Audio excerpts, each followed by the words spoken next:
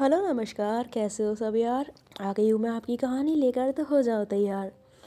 दीक्षा और रिद्धि की कहानी में मैंने आपको अभी तक सुनाया था कि रिद्धि डरते डरते दीक्षा को फ़ोन करती है, उसे ये पूछने के लिए कि क्या शादी के बाद वो उसे उसका काम करने देगी हॉस्पिटल में।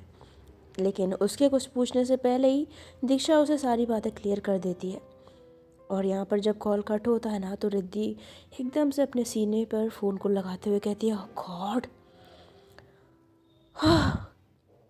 इतना खड़ूस कौन होता है यार। रिद्धि, अभी से हाल है, शादी के बाद तेरा क्या होगा। तो यहाँ पर रिद्धि ना काफ़ी ज़्यादा परेशान होती है कि इस खड़ूस लड़की के साथ वो अपनी सारी लाइफ कैसे काटेगी। दूसरी तरफ अनन्या थोड़ी सी परेशान थी रिद्धि की शादी की बात को लेकर। खैर, अगली सुबह सगाई की तैयारियां शुरू हो जाती हैं। दादी बहुत ज़्यादा खुश थी, आखिरकार उनका सपना जो पूरा होने वाला था। यहाँ पर दादी जो है वो दीक्षा के रूम में जाती हैं। दीक्षा सोफे पर बैठी ऑफिस का कुछ काम कर रही थी। दादी उसके रूम में आ जाती हैं, लेकिन वो कुछ भी रिएक्ट नहीं करती, कुछ भी रिएक्शन नहीं देती, बस काम में पूरी तरह डूबी रहती है। उसको देखकर उसकी दादी कहती है, दीक्षा, आज भी तेरा काम ख़त्म नहीं होगा बेटा, सगाई है तेरी आज। तो दीक्षा हल्का सा उनकी तरफ देखते हुए ना फिर लैपटॉप में देखती हुए कहती, दादी, सगाई दिन में है, अभी थोड़ी है, थोड़ा सा काम कर लेती हूँ, क्या हो गया। तो ते काम वाम छोड़ तू, अब तैयार हो जा, चल जल्दी से। तो बोलती, दादी हो जाऊँगी यार 10 मिनट में तैयार, कितना टाइम लगता है। तो दादी बोलती है, मैं कुछ नहीं सुनने वाली, चुपचाप खड़ी हो, चल। और ये बता क्या पहनेगी। दीक्षा बोलती है, क्या पहनूंगी मतलब, शॉपिंग की है, इतने सारे कपड़े हैं, कुछ भी पहन लूँगी। तो बोलती है, फॉर्मल नहीं चलेगा, ये तेरी ऑफिस की कोई मीटिंग नहीं है। तो बोलती है, तो फिर क्या पहनूंगी दादी, फॉर्मल तो अच्छा ही होता है ना। तो दादी बोलती है, अच्छा तो मतलब तू फॉर्मल पहनेगी। तो बोलती हाँ। तो दादी बोलती, तो फिर रहने ही दे ना, तू शादी कर मत, सगाई भी मत कर, कुछ मत कर, तू रहने दे। तो दीक्षा बोलती है, दादी तो क्या पहनूं मैं फिर। तो बोलती, मैंने तेरे लिए कुर्ता बनवाया, तू ये पहन ले। तो बोलती, ये। तो बोलती, हाँ ये, क्यों अच्छा नहीं है। तो दीक्षा बोलती है, नहीं अच्छा है। अच्छा ठीक है, पहन लूँगी, जैसा आप कहोगे, अब तो खुश हो ना आप। तो यहाँ पर दादी जो है उससे कहती है, चल जल्दी से फिर रेडी हो जा, 1 बजे तक लोग भी आ जाएंगे, गेस्ट भी आना शुरू होने वाले हैं, चल जल्दी कर। तो रिक्शा जो है वो उस कुर्ते को लेकर अंदर चली जाती है चेंज करने के लिए, और थोड़ी देर में वापस आती है। उनकी नज़र जैसे दीक्षा पर पड़ती है ना, तो उसको और उसके बाद ना बाहर आती लग रही है मेरी दीक्षा, नीचे हॉल में जाती है तो मेहमान आना शुरू हो गए थे। ऐसा कहती है ना, तो दीक्षा दादी वहीं सोफे पर बैठी हुई थी, और यहाँ पर जो दादी है ना, वो फिर दीक्षा को लेकर उसके मम्मी पापा के रूम में जाती है। वो रूम हमेशा बंद रहता था, उस रूम में किसी को जाने की इजाज़त नहीं थी, हमेशा ताला लगा रहता था उसके ऊपर। खैर, जब वो अंदर जाती है ना, तो वहाँ अंदर जाते ही अपने मम्मी पापा की तस्वीर देखकर दीक्षा की आंखें भर आती है। और दादी जब उसको देखती है ना, तो उसके सर पे हल्का सा हाथ फेर कर उससे कहती है, क्या हुआ, मम्मी पापा को मिस कर रही है। दीक्षा की आंखें ये सुनते ही नम हो जाती हैं, और वो हाँ मैं कर देने लाती है दादी की तरफ। तो दादी उसको देखते हुए कहती, बेटा उदास मत हो, ऐसे उदास रहेगी तो कैसे चलेगा। अगर दिव्या को पता लगा कि तेरी आंखों में आंसू आ रहे हैं, तू आज के दिन रो रही है, तो बेटा वो भी रोने लग जाएगी। हिम्मत रख, संभाल खुद को। तो दादी की बात सुनकर दीक्षा काफ़ी इमोशनल होने लगती है और कहती, दादी मैं आती हूँ। तो ऐसा कहकर वो जैसे एक कदम आगे बढ़ाती है ना, एकदम से सामने दिव्या आ जाती है और कहती है, हाँ दी, क्या कर रहे थी। तो दिव्या यहाँ पर ना दीक्षा की आंखों को देखती है। दीक्षा अपनी नज़र चुराने की कोशिश कर रही थी कि कहीं दिव्या को पता ना लग जाए, लेकिन दिव्या देख लेती है और कहती है, थी आपकी आंखें लाल लाल क्यों हो रही हैं, क्या हुआ है, ये रो रहे हो क्या आप। तो यहाँ पर दीक्षा कहती है, नहीं मैं कहाँ रो रही हूँ। तभी दादी बोलती है, अरे रो नहीं रही है ये मैं इसको बोल रही थी कि अपनी शादी के बाद ना अपनी बीवी से पंगे मत लेना, वरना वो उसको इसी तरह रुलाएगी। तो बस हंसी हंसी में ज़ोर से हंसने लग गई मेरी बात सुनकर, और इसकी आंखों में पानी आ गया, रो नहीं रही है ये। तो ये बात सुनकर जो दिव्या है ना वो कहती है, अच्छा ये बात है दी, रिद्धि अभी इतनी भी बड़ी नहीं है, घबराओ मत, वो नहीं आपको रुलाएगी, मुझे तो उनकी फिक्र हो रही है कि वो आपके साथ कैसे काटेंगी। तो उसकी बात सुनकर जो दीक्षा है वो कुछ नहीं कहती और चुपचाप वहाँ से चली जाती है। और उसको इस तरह रूम में जाता देख कर ना दिव्या खड़ी हुई बस उसे देखती रहती है, और फिर दादी से कहती है, आप भी फिक्र मत करो, मुझे नहीं लगता रिद्धि अभी दी को रुलाने वाली है, वो बहुत अच्छी है, वो दी का पूरा ख्याल रखेगी। तो यहाँ पर दादी उसकी तरफ देखते हुए हल्का सा मुस्कुराते हुए कहती है, जानती हूँ, तभी तो मैंने उसका रिश्ता दीक्षा के साथ कराया है, तभी तो ये सब किया है मैंने। तो ये बात सुनते ही एकदम से दिव्या कहती है, मतलब दादी आपने रिश्ता कराया, मतलब एक मिनट, कहीं आपने उस दिन आप जो बीमार हुए थे वो कहीं आपका नाटक तो नहीं था? अपने बीमार होने का नाटक किया था दी के सामने? तो यहाँ पर दादी कहती है, हाँ किया था। तो बोलती सच में? तो बोलती हाँ सच में किया था। तो बोलती दादी यार कमाल करते हो आप भी, मतलब आपने दी को शादी के लिए मनाने के लिए ये बीमार होने का ड्रामा किया। तो उसकी दादी कहती हाँ तो क्या करती, वो शादी के लिए मान रही थी, और वैसे भी अगर वो मेरी ज़िद्दी पोती है ना तो मैं भी उसकी ज़िद्दी दादी हूँ। तो यहाँ पर जो दिव्या है ना वो हंसते हुए एकदम से हाई फाई करते हुए कहती है, वाह दादी कमाल कर दिया, कमाल हो, तुसी ग्रेट हो यार। तो दिव्या के इतना बोलते ही पीछे से आवाज़ आती है, सिर्फ दादी नहीं हम भी ग्रेट हैं, अरे हमें भी शामिल करो इस पार्टी में। ये बात सुनते ही ना एकदम से दिव्या पीछे पलट कर देखती है, दादी भी देखती हैं।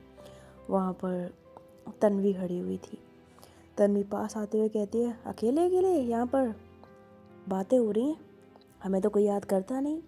तो दादी बोलती है, आहा तू भी आ, आखिरकार इस खेल में, इस नाटक में तूने भी खूब साथ दिया है मेरा, तू ही तो थी जो डॉक्टर को लेकर आई थी, तेरे बिना ये कहाँ पॉसिबल होने वाला था।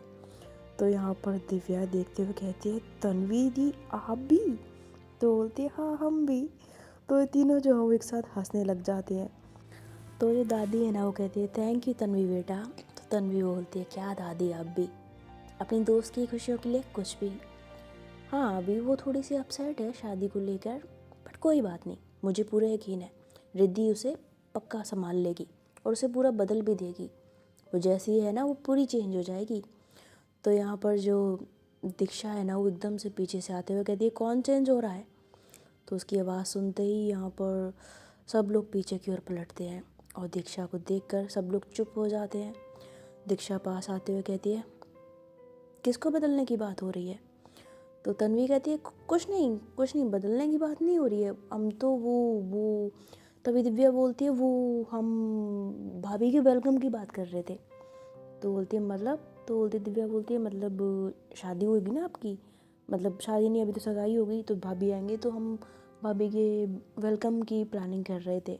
तो दीक्षा बोलती है, अभी सगाई हो जाने दे, वेलकम 7 दिन बाद कर लेना जब शादी हो जाए, ठीक है। तो कुछ देर बाद रिद्धि की फैमिली रिद्धि के साथ आ जाती है।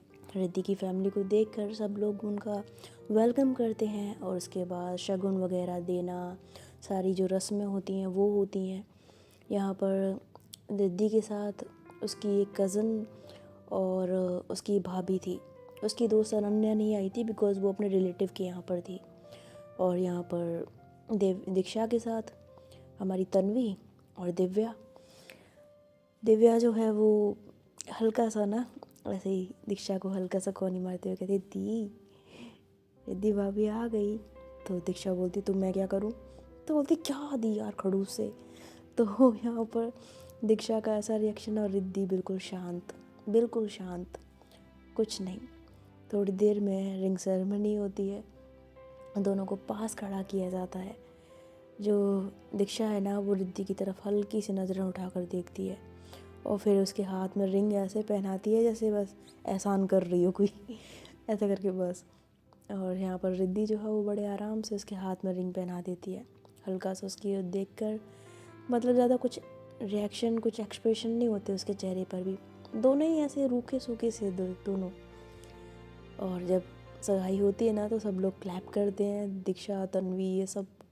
और इसके बाद यही खाना पीना, दीक्षा जो है वो अपना खाना खाती है, रिद्धि जो थी वो अलग खड़े हुए खाना खा रही थी, उसके पास तन्वी थी और यहाँ पर दिव्या भी उसके पास चली जाती है। तो मतलब रिद्धि के पास सभी होते हैं और दीक्षा का जैसा नेचर था ना, तो उसके पास कोई जाता ही नहीं। तो यहाँ पर जो दीक्षा है ना, वो दूर से ही रिद्धि को देखती रहती है। रिद्धि को सब लोग घेर के बैठे हुए थे और खैर जब ये खाना वगैरह ख़त्म हो जाता है, सब रस्में वगैरह हो जाती हैं, सगाई भी हो जाती है, तो काफ़ी देर बाद रिद्धि की जो फैमिली है ना, वो दीक्षा की दादी के सामने खड़े होते हुए हाथ जोड़ते हुए कहते हैं, अच्छा अब हम चलते हैं, इजाज़त दीजिए। ये बात सुनकर उसकी दादी जो वो रिद्धि की तरफ देखती हैं और प्यार से उसके सर पे हाथ फेरते हुए कहती हैं, हमारी रिद्धि अब आपके पास है, बहुत जल्द इसको हम लेने आएंगे। तो ये बात सुनकर रिद्धि की आंखें हल्की सी नम हो जाती हैं। पता नहीं क्यों दीक्षा उसकी तरफ देखती है। उसने उसकी और उसके चेहरे के उसके हाव भाव को देख लिया था। वो कुछ समझने की कोशिश कर रही थी लेकिन समझ नहीं पाती शायद, और कुछ कहती भी नहीं। रिद्धि बिना दीक्षा की तरफ देखे चुपचाप अपनी फैमिली के साथ फिर वहाँ से चली जाती है और दीक्षा उसको जाते हुए देखती है। पता नहीं क्या चल रहा था उसके मन में। वो चुपचाप खड़ी थी ना कि तभी वहाँ पर जो तन्वी है वो उसको पकड़ती है और उसका हाथ पकड़कर उसे रूम में ले जाती है और उससे बोलती है, क्या हुआ? तो दीक्षा बोलती है, मतलब? तो बोलती, क्या हुआ है तुझे? तो बोलती, क्या मतलब? तो बोलती, क्या चल रहा है तेरे दिमाग में? तो बोलती, कुछ भी तो नहीं। तो बोलती, झूठ मत बोल, तेरे चेहरे के हाव भाव साफ बता रहे हैं कि तेरे दिमाग में कुछ चल रहा है, बता क्या हुआ है। तो दीक्षा एक लंबी सांस खींचते हुए कहती है, यार कुछ समझ में नहीं आ रहा है मुझे तन्वी। तो तन्वी बोलती है, क्या समझ में नहीं आ रहा है? तो बोलती, यार तन्वी, कहीं मैं गलत तो नहीं करने जा रही हूँ ना? मतलब कहीं मैं शादी करके उस लड़की की ज़िंदगी तो नहीं ख़राब कर रही हूँ? यार मुझे ना अंदर ही अंदर एक डर खाया जा रहा है कि कहीं मेरी वजह से रिद्धि की लाइफ ख़राब ना हो जाए। बस यही चिंता मुझे खाए जा रही है। तो तन्वी बोलती है, यार तू पागल है क्या? क्या सोच रही है तू? और तेरी वजह से रिद्धि की लाइफ क्यों ख़राब होगी? तो बोलती, यार मेरे नेचर की वजह से, तुझे पता है ना मेरा गुस्सा वगैरह। तो बोलती है, हाँ तो क्या हो गया? रिद्धि कोई अनजान नहीं है, वो तेरा नेचर बहुत अच्छे से जानती है, तेरे ही हॉस्पिटल में डॉक्टर है ना वो। तुझे कितना गुस्सा आता है, तू किस तरह से बिहेव करती है, क्या है, सब कुछ जानती है वो तेरे बारे में। तो बोलती है, यार वो मेरे से डरती भी है। तो बोलती है, हाँ तो अब ऐसे खड़ूसों की तरह रहेगी तो डरेगी ना वो, बट हाँ मुझे इतना भरोसा है कि रिद्धि तुझे संभाल लेगी। तो बोलती, संभाल लेगी मतलब? तो बोलती, कुछ नहीं, मतलब तू चुप रह, तू कुछ मत सोच ज़्यादा, कुछ तू उसकी लाइफ ख़राब नहीं कर रही है, और वैसे भी रिद्धि को किसी ने फोर्स नहीं किया है, वो अपनी मर्ज़ी से शादी कर रही है, ठीक है? तो चुपचाप अभी शादी कर, अब ड्रामे मत कर, ठीक है? कोई लाइफ वाइफ ख़राब नहीं कर रही है, सब बढ़िया है। तो दीक्षा बोलती है, पर यार मुझे सच में डर। तभी दादी आते हुए कहती है, क्या बातें कर रही हो तुम दोनों? तो ये दोनों जो हैं वो दादी की तरफ देखती है और यहाँ पर दादी बोलती है, क्या हो रहा है, क्या बातचीत चल रही है? अभी भी बिज़नेस की और ऑफिस की बातें चल रही हैं तुम दोनों के बीच में? तो दीक्षा बोलती है, नहीं वो हम बिज़नेस की बातें नहीं कर रहे थे, यूँ ही। अब वो सब छोड़िए दादी, आप यहाँ। तो बोलती है, वो मैं ये कहने आई थी कि तू थक गई होगी ना, तुझे आदत नहीं है ना इन सब चीज़ों की, तो मुझे मालूम है। तू अभी एक काम कर, तू आराम कर ले, ठीक है? अपने कपड़े वगैरह बदल ले और आराम कर ले। और तन्वी, तू जब तक इसकी शादी नहीं हो जाती तब तक तू यहीं रहेगी, अपने घर नहीं जाएगी। तो तन्वी बोलती है, ओके दादी। तो यहाँ पर जो दीक्षा है ना, वो कहती है, दादी आप भी आराम कर लो। तो बोलती है, मेरे पास आराम करने का टाइम नहीं है, मुझे शॉपिंग पर भी जाना है। तो बोलती, मतलब? तो बोलती, कल शॉपिंग पे जाना है मुझे रिद्धि को लेकर। तो बोलती, लेकिन शॉपिंग पे क्यों, अभी तो शॉपिंग की थी। तो बोलती, शादी की तो करनी है शॉपिंग, वो सगाई की शॉपिंग की थी। तो दीक्षा बोलती है, लेकिन मेरे पास इतना टाइम नहीं है। तो बोलती, तुझे कह कौन रहा है, और तुझे मैं ले जाना भी नहीं चाहती। तुझे वहाँ ले गई, खामा में थोड़ी बहुत देर हो गई, तू तो गुस्सा करने लग जाएगी फालतू का। बेचारी रिद्धि, मैं ले जाऊंगी उसको, उसकी टेंशन मत ले। तो बोलती, दादी आपका कुछ नहीं हो सकता। तो बोलती है, मेरा कुछ नहीं हो सकता, मैं देख लूँगी, तू चुप रह, तू जाके आराम कर बस, ठीक है? तन्वी तू तू मेरे साथ आ जा चल। तो तन्वी कहती है ठीक है दादी। तो तन्वी जो है वो दादी के साथ चली जाती है। इधर दूसरी तरफ रिद्धि अपने रूम में बैठी हुई थी चुपचाप। तभी उसकी जो माँ है ना वो आती है रूम में। तन्वी को रिद्धि को इस तरह रूम में चुपचाप बैठा हुआ देखकर उसके नज़दीक आते हुए कहती है रिद्धि बेटा क्या सोच रही है, क्या हुआ? तो रिद्धि यहाँ पर बोलती है नहीं माँ कुछ नहीं ऐसे ही। तो उसकी मम्मा जो है ना उसके पास आके बैठ जाती है। रिद्धि उनकी गोद में अपना सर रख लेती है। उसकी माँ उसके सर में ऐसी बालों को सहलाते हुए उससे कहती है बेटा शादी की टेंशन हो रही है? रिद्धि कुछ नहीं कहती। उसकी माँ हंसते हुए उसके चेहरे को देखती है और प्यार से उसके गाल पे हाथ फेरते हुए कहती बेटा एक ना एक दिन तो शादी करनी ही होती है। अगर तेरी शादी हमने किसी लड़के से फिक्स की होती तब भी तुझे विदा होकर उसके घर जाना पड़ता, पर जहाँ हम तेरी पसंद को जानते हैं तो उसे लेकर हमने तेरी शादी ज़बरदस्ती किसी लड़के से नहीं बल्कि एक लड़की से तय करी है। इसीलिए तू अब दिल छोटा मत कर, जब भी हमारी याद आए मिलने आ जाना। ये घर अभी भी तेरा ही रहेगा, इसीलिए अब दिल छोटा मत कर।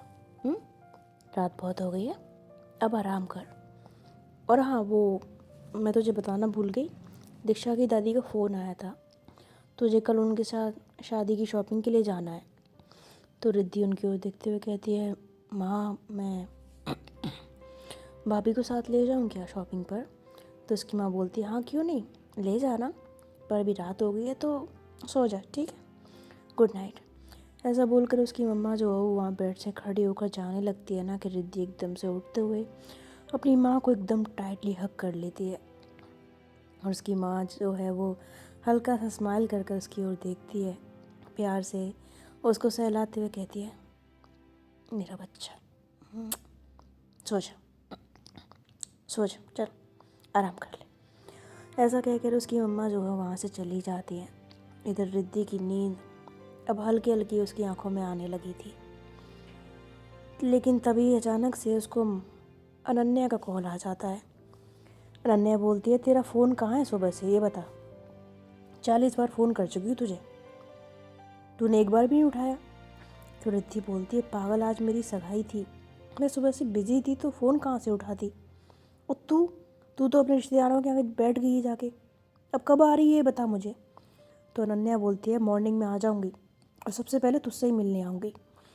तो रिद्धि बोलती सच्ची में? तो बोलती हाँ सच्ची में, बहुत याद आ रही है तेरी मुझे। तो बोलती सच्ची में? तो बोलती हाँ।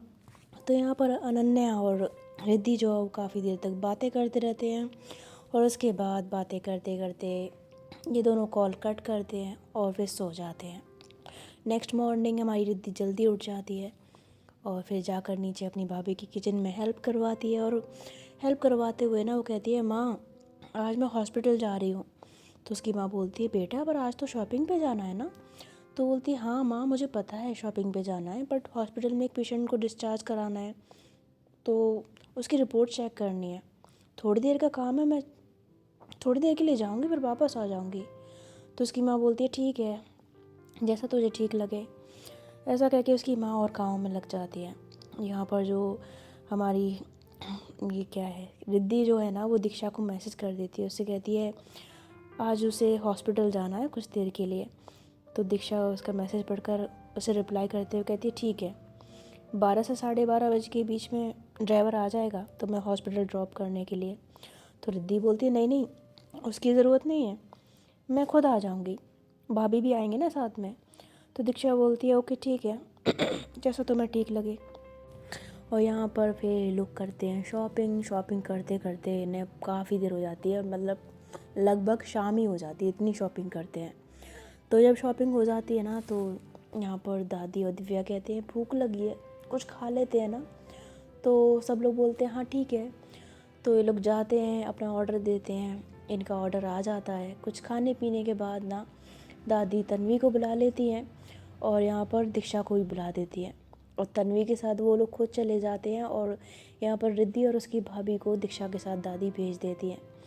तो यहाँ पर जो दीक्षा है ना, वो गाड़ी चलाते हुए जब रिद्धि घर पहुँचती है तो उसकी भाभी और रिद्धि गाड़ी से बाहर निकलते हैं।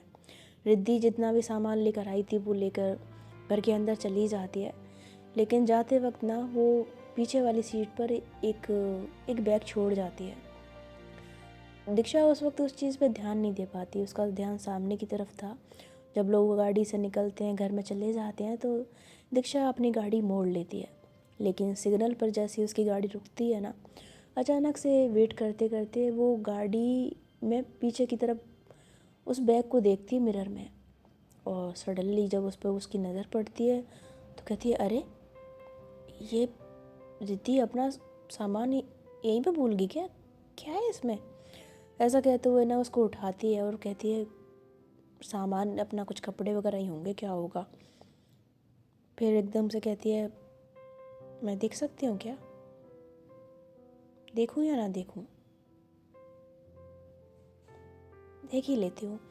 तो दीक्षा ना यहाँ पर ना उसको बैग को खोल के देख लेती है, और उसमें एक नेवी ब्लू कलर की शर्ट होती है। ये देखकर वो हैरान रह जाती है कि शर्ट किसके लिए ली है उसने। तभी उसमें ना उसे शर्ट के अंदर एक चिट जो होती है वो नीचे की तरफ गिरती है। दीक्षा उस चिट को उठाती है और उस चिट को जो पढ़ती है ना, तो बस पढ़ती रह जाती है। उस चिट में लिखा था, ये आपके लिए है। एक्चुअली आपको सामने से देने की हिम्मत नहीं हुई मेरी, बट मेरे ख्याल से आप पे ये कलर काफ़ी अच्छा लगेगा। अगर आपको पसंद हो तो प्लीज़ आप अपने पास रख लेना और इसको पहनना भी। तो उस चिट की बात पढ़कर ना दीक्षा तो मतलब उस शर्ट को देखती है और सोचती रह जाती है कि उसके लिए शॉपिंग क्यों। वो इतना सोच ही रही थी कि तभी सिग्नल खुल जाता है और फिर दीक्षा का ध्यान थोड़ा उस शर्ट से हटता है और वो निकलती है फिर वहाँ से अपनी गाड़ी लेकर। घर पहुँचती है और शर्ट को लेकर आ जाती है सीधा रूम में। फ़िलहाल कहानी को यहीं पर, कहानी को नहीं, इस पार्ट को यहीं पर ख़त्म करते हैं। अब देखते हैं इस खड़ूस दीक्षा का क्या होता है। थोड़ा बहुत मन पिघलता है इसका, और रिद्धि के एफर्ट्स अभी से लग रहे हैं। उस बंदी का देख के लग रहा है कि वो शादी के बाद काफ़ी एफर्ट डालने वाली है इस रिश्ते में, लेकिन ये खड़ूस दीक्षा क्या करेगी उसके साथ पता नहीं, वो तो कहानी में आगे ही पता लगेगा। वेल, आपके पास अगर कोई कहानी है जिसे आपने लिखा है, आपने अभी लिखना शुरू किया है, कुछ भी है, आप मुझसे अपनी कहानी शेयर कर सकते हैं। मैं इस कहानी को अपने चैनल पर सुनाऊंगी, ठीक है। और हाँ, मैंने जब इस चैनल पर शुरुआती में जो पहली वीडियो डाली थी उसमें मैंने आपको बोला था कि आप प्रॉपर मेरे को डायलॉग वगैरह लिख के देना और वो सब, लेकिन अभी देखो इतना मेरे को पता है कि इतना इजी नहीं होता है किसी के लिए भी करना, और राइटिंग बहुत टफ़ होती है, मतलब कहानी लिखना बहुत टफ़ होता है, इतना इजी नहीं होता है। इनफैक्ट ये कहानी जो है शुरुआत में जिन्होंने लिखी, मतलब रितु जी, उनका नाम रितु है, पूरा नाम नहीं लूँगी मैं, पर रितु नाम है उनका, जिन्होंने ये कहानी लिखी है। तो वो भी नया नया इन्होंने सीखा था और उन्होंने मेरे से कहा था कि मैं नई नई सीख रही हूँ, मुझे पता नहीं है ज़्यादा। तो यहाँ पर इस कहानी में जितने भी डायलॉग हैं वो मेरे को ही ऐड करने पड़े हैं। यहाँ पर उन्होंने जो सीन्स हैं, सीन उन्होंने प्रॉपर लिख के दिए हैं कि ऐसे ऐसे यहाँ पर ये हो रहा है। कुछ थोड़ा बहुत एक्स्ट्रा सीन मैंने भी जोड़ दिए अपनी तरफ से, जो मेरे को लगा कि कहानी में थोड़ा फिट बैठेंगे। बाकी डायलॉग वगैरह वो भी नहीं लिख पाई हैं अच्छे से, उनसे भी नहीं लिखे गए हैं। तो इसमें जितने भी डायलॉग हैं वो मैं अपने तरफ से ही बना कर मैंने ही लिखे हैं, मैंने ही बोल रही हूँ। तो आप लोग भी ऐसा ही कर सकते हैं। आप लोगों के पास कहानी हो तो प्रॉपर सीन मुझे लिख कर भेजो, ठीक है। डायलॉग की टेंशन मत लो, डायलॉग तो फिर डायलॉग डिलीवरी तो मेरा ही काम है, वो मैं करूँगी। इस कहानी में भी मैं ही कर रही हूँ, बाकी अगर कोई मेरे को भेजता है उस कहानी में भी मैं कर लूँगी। बट तुम्हारे पास कोई कहानी है मुझे से ज़रूर शेयर करो, ठीक है। बट हाँ, कहानी पहले किसी और से शेयर ना की हो, वही कहानी शेयर करना। पता चले पहले किसी और स्टोरी टेलर को दे दी है फिर मुझे दे दो, ये मत करना बहनों नहीं, मेरी क्या बोलते हैं, अरे जो भी है, ठीक है। आप बात समझ में आ रही है, कहानी है शेयर करो मेरे से, मैं सुनाऊंगी। इंस्टाग्राम का लिंक मैंने पोस्ट में डाल दिया है, वहाँ से मेरे इंस्टाग्राम पे जाओ और मुझे अपनी कहानी शेयर करो। डायलॉग वगैरह की टेंशन मत लो, वो मैं ऐड कर लूँगी, पर प्रॉपर सीन होनी चाहिए, ठीक है? प्रॉपर सीन होनी चाहिए, सीन मेरा पता होना चाहिए, कहानी कहाँ से जा रही है। ओके, चलो चलते हैं।